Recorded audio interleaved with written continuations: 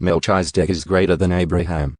This Melchizedek was king of the city of Salem and also a priest of God Most High.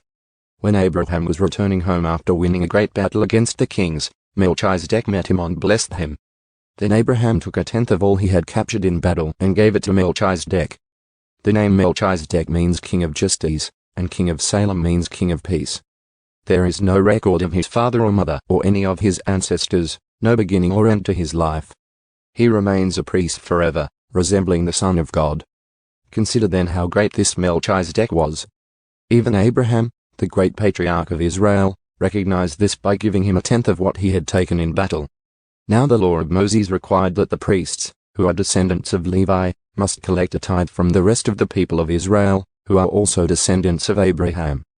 But Melchizedek, who was not a descendant of Levi, collected a tenth from Abraham. And Melchizedek placed a blessing upon Abraham, the one who had already received the promises of God. And without question, the person who has the power to give a blessing is greater than the one who is blessed. The priests who collect tithes are men who die, so Melchizedek is greater than they are, because we are told that he lives on. In addition, we might even say that these Levites, the ones who collect the tithe, paid a tithe to Melchizedek when their ancestor Abraham paid a tithe to him. For although Levi wasn't born yet, the seed from which he came was in Abraham's body when Melchizedek collected the tithe from him.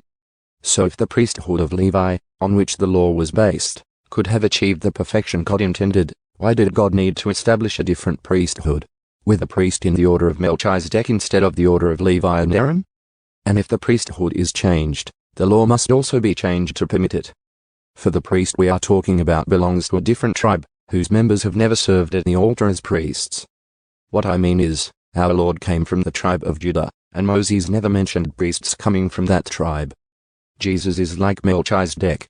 This change has been made very clear since a different priest, who is like Melchizedek, has appeared. Jesus became a priest, not by meeting the physical requirement of belonging to the tribe of Levi, but by the power of a life that cannot be destroyed. And the psalmist pointed this out when he prophesied, "You are a priest forever in the order of Melchizedek." Yes, the old requirement about the priesthood was set aside because it was weak and useless. For the law never made anything perfect. But now we have confidence in a better hope, through which we draw near to God. This new system was established with a solemn oath. Aaron's descendants became priests without such an oath. But there was an oath regarding Jesus. For God said to him, "The Lord has taken an oath and will not break his vow, you are a priest forever." Because of this oath, Jesus is the one who guarantees this better covenant with God. There were many priests under the old system, for death prevented them from remaining in office. But because Jesus lives forever, his priesthood lasts forever. Therefore he is able, once and forever, to save those who come to God through him. He lives forever to intercede with God on their behalf. He is the kind of high priest we need because he is holy and blameless, unstained by sin.